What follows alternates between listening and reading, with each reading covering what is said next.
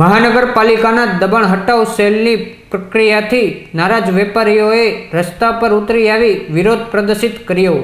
મહાનગરપાલિકાના દબાણ હટાવ સેલ દ્વારા શહેરની મુખ્ય બજારો તેમજ ગંગાજળિયા તળાવ વિસ્તારમાં પૂરજોશથી દબાણ હટાવોની પ્રક્રિયા શરૂ કરવામાં આવી હતી અને વારંવારની આ દબાણ હટાવોની પ્રક્રિયા સામે મહાનગરપાલિકા ખાતે વેપારીઓએ રજૂઆત કરવા પહોંચ્યા હતા અને એસ્ટેટ વિભાગના અધિકારી સાથે વાતચીત કરી દબાણ હટાવોની પ્રક્રિયાની નીતિ રીતિ સામે રોષ વ્યક્ત કર્યો હતો।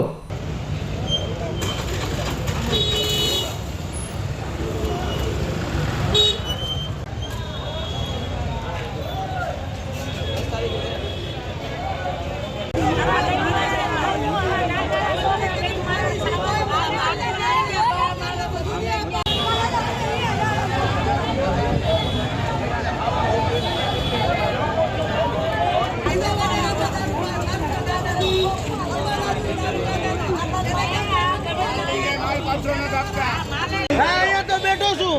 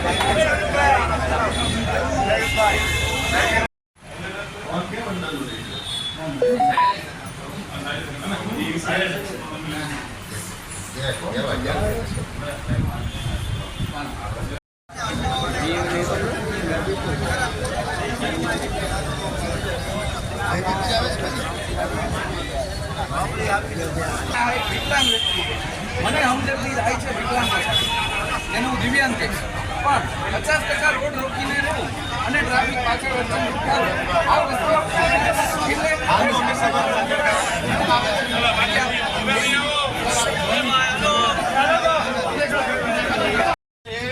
6 મુદ્દાનો મારે જેને જવાબ આપવાનો નામ મને કોણ આપો જે બાબતો છે તમે ઇન્ટરનલી મને કહી આપજો નામ લખી નાખો અને તમે બધાને વાંધો નથી ને અમને આપી દો તો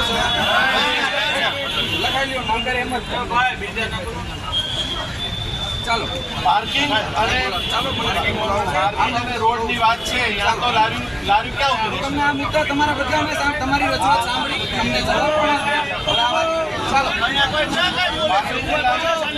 હાલો તમે એ મુદ્દો લખો હવે પાછો લખી લ્યો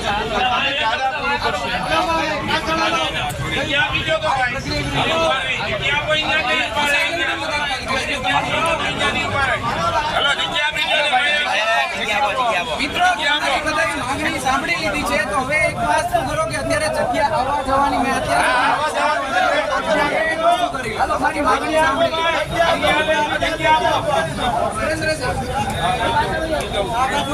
એ ભાઈ આજી જગ્યા આપો આજીને લાવા દે તો હવે આપણને ભાઈ અલ્લે એ ભાઈ બેઓને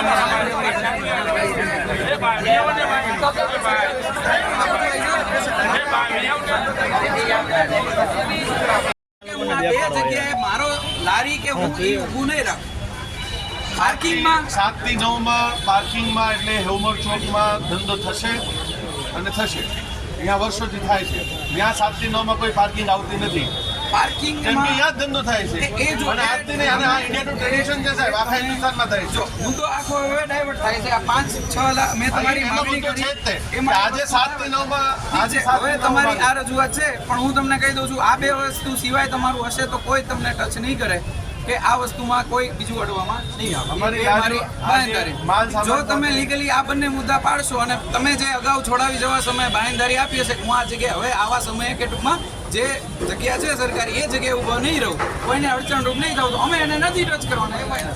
ઠીક છે? ઓકે. આમાં આ મુદ્દો આપણે હવે શોર્ટમાં બતાવશું. અન્ય વ્યક્તિઓને બધાને અસર કરે છે અને કરદાતાઓ પણ હેરાન થાય છે. તમે મને શોર્ટમાં હવે મુદ્દા આપી દો. આ મુદ્દા અમારું માલ જપ્ત કરીને છોડી દેવામાં માલ જપ્ત કરેલો છોડી દેવામાં આ ભાઈ પૈસા ભરી દીધા છે. જ્યારે માલ લેવા જાય તો બધા એમ કે કમિશનર સાહેબને મળો. આ બધા વેપારી કોઈ કમિશનર સાહેબને રોજ મળવા આવે તો એનું પોતાનું બી તો પ્રોટોકોલ હોય ને. એટલા બધા લોકો કમિશનર સાહેબને લારી ચડાવવા માટે નહીં મળી. આપ ક્યાં ઓથોરિટી આપો, જે તે અધિકારી હોય આપ અધિકારી છો ત્યાં એને છૂટ આપો, એને અધિકાર આપો તો અહીંયા સોલ્યુશન લાવી શકે. આ પોચ ભરાઈ ગઈ, પૈસા ભરાઈ ગયા, એમાં લખેલું છે માલ ભરવાનું, માલ સામાન છોડવાનો બાકી. ઓકે. હા, આ બાબતે અત્યારે બધા હાજર છો એટલે સ્પષ્ટતા કરું. એકવાર માલ પૈસા ભરીને છોડવાથી બીજી વાર પકડવામાં આવે, એ પણ પકડવામાં આવે, ત્રીજી વાર આવે તો એક જગ્યાએ આપણે એ અટકવું પડશે. આ મોરલ સુએશન છે કે એકવાર તમે પૈસા ભરી સામાન છોડાવો, પાછો એ જગ્યાએ એ જ સામાન રાખો, પાછો લઈ જઈએ, બીજી વાર આવો તો એનો ક્યાંક અંત આવશે. આ સામાન અમુક વસ્તુનો, અમુક વ્યક્તિઓનો ન છોડવાનું કારણ પણ આ જ હશે કે 3-3, 4-4 વાર છોડીને એક જગ્યાએ જો પાછા જવામાં આવે તો એ વસ્તુ આમાં તો પૈસા ભરાઈ ગયા. હા હા એ જ કહું છું. આજે જે દંડ કીધો એ દંડ ભરાઈ ગયો. યા તો આપણે દંડ નતો લેવાનો, સામાન નથી છોડવું તો એ વસ્તુને ગેસ સ્પેસિફિક પણ કહીશ કે જ્યારે આ એકવાર છોડવાથી પછી આ બાબત આવે છે, તમારો આ મુદ્દો પણ હું લખેલો છું. જો હવે બેથી કે આપણે એક પોલિસી બનાવી લઈએ, પોલિસી કેટલી વાર સામાન રિપીટ થયા, કેમ કે બાંહેધરી પત્રક લઈએ છીએ. જો બાંહેધરી પત્રક તમે આપો છો કે વાંધો નહીં બીજી વાર નહીં આવું, છતાં આવો છો તો પછી મારે હવે બાંહેધરી પત્રક ઉપર પણ વર્ક કરવાનું થશે. તમે જ બાંહેધરી આપો છો કે આ હું અત્યારે સામાન લઈ જાઉં છું પૈસા ભરીને, હવે અહીંયા નહીં ઉભો રહો, છતાં પકડવામાં આવે છે તો પછી મારે એ રીતે ચેક જોવું પડશે. એટલે એ પોલિસી એ કરે. આ બિલ છે 3900 રૂપિયાનું. આ આખું માલ બકાલો ભરી લે. બકાલો એક એવી વસ્તુ છે, બકાલો ફ્રૂટ એવી વસ્તુ છે. તમે મુદ્દાસર એટલે કહેશો કે હવે આપણે આગળ વધીએ. હા, બકાલો ફ્રૂટ એવી વસ્તુ છે, બકાલો અને ફ્રૂટ એવી વસ્તુ છે કે જે 3-4 કલાક 5 કલાકમાં બગડી જતું હોય. તો આ વિસ્થળે દંડ કરી નાખો. એવું અગર એવું કોઈ માણસ અગર ગેરકાયદેસરની પ્રવૃત્તિ કરતું હોય તો એને સ્થળે દંડ કરીને એનું માલ બકાલોનું ફ્રૂટ નહીં જતું. એ બાબતે સંમત નથી હું, પણ એ બાબતે આપણે પાસે તો બકાલોના ફ્રૂટની વેલિડિટી 4 કલાક છે. આપ લઈ જાઓ નહીં, સમજો. 1600 ત્યાં સુધી તો એ માલ બગડી જશે. 5,000 રૂપિયાનો માલ હોય છે. તમારી લારીની અંદરની વસ્તુ અને દબાણ સાથે એને કંઈ સંગતતા નથી. તમે જો કોઈ પણ રીતે, મેં તમને 2 જ ઓપ્શન કીધા છે કે એક સરકારી આપણે જે રોડનો વિસ્તાર છે, રોડ ઉપર રહેવાનું તથા બીજું પાર્કિંગમાં રહેવાનું. આ 2 વસ્તુમાં જો તમે કોઈ પણ સામાન હશે તો એ સામાનના આધારે તમારી દબાણનું અમારે હા કે ના ન કરવાનું હોય. એ તમારું દબાણ છે, એ છે શાક છે, એ અલગ વસ્તુ છે, તમે એ વેચો. સવારમાં 7 વાગે, 6:30, 7 વાગે ધંધો ચાલુ થાય, 9 વાગે પૂરું થઈ જાય. ત્યાં સુધી તો પાર્કિંગ આવતી જ નથી. આપ જે જગ્યાની વાત કરો છો ને, છેલ્લા 3 દિવસથી આપણે ચાલે છે વર્કિંગ ડે માં જ ચાલે છે. સવારે 7 થી 9 જ વાપરતો વાંધો નથી. તમારી આ માંગણી પણ હું લખી લઉં છું. બરાબર. 7 થી 9 હેવમોર ચોકમાં પથારો કરીને સવારે સાહેબ બધા ખેડૂતો હોય છે, સવારે 7 થી 9 માં જે તમે જે માલ સવારે સાહેબ જપ્ત જે કરે ને, નથી આવતો. તમારી વાત સાચી છે. તમારે જે એસ્ટેટના બીજા માણસો જે આવે છે સર, આજે પણ 7 થી 9 7 થી 9 એ બચારા 2 કલાક ધંધો કરો અને અંદર અમે બધા સાહેબ છે ને 7 થી 9 માં પણ આપણને એ કરવાની છૂટ નથી મળતી. એટલા માટે તમને કહીએ છીએ સર. કોઈ વાંધો નહીં, એ બાબત ઉપર એમાં સર, પરંતુ આ મુદ્દા અમે નોટ ડાઉન કર્યા છે. આના સિવાય કંઈ પણ હોય તો કયો, એટલે આ મીટિંગના અહીંયા આના સિવાય તમે સાહેબ અમને ત્યાં નોર્મલી બિઝનેસ સેન્ટર વાળાઓની કમ્પ્લેન હતી કે બિઝનેસ સેન્ટરની બહાર બિઝનેસ સેન્ટરની પાર્કિંગમાં પથારાવાળો રહે છે. એ એની 100% વાજબી સમસ્યા હતી, મને પણ માહિતી હતી. એટલે તેના માટે આપણે અહીંયા જે જરૂરી કાર્યવાહી કરીએ છીએ. પણ હવે હેવમોર ચોક જે છે ત્યાંથી શાક માર્કેટમાં અંદર જતા હેવમોર ચોકથી લોરાવાડા સુધી આ પકડ બસે છે. અને સવેરમાં જે માજી સૈનિકની ઓફિસ છે, શૌચાલય છે, એની બહાર સવેરમાં 6:30 થી 8:30-9 સુધી વેપારીઓ પથારો કરીને વેચે. ગ્રામજનો ત્યાંથી આવીને માલ લઈ જતો. એ 8:30-9 વાગ્યા સુધીમાં તો એ પૂરું થઈ જતું. જી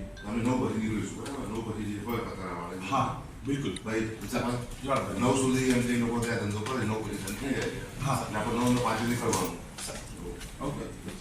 બીજું સાહેબ કે પાર્કિંગમાં જે લારી પડી છે એમનું આપે કઈ એ તો ધ્યાન બંધ રાખીને કરવું પડશે.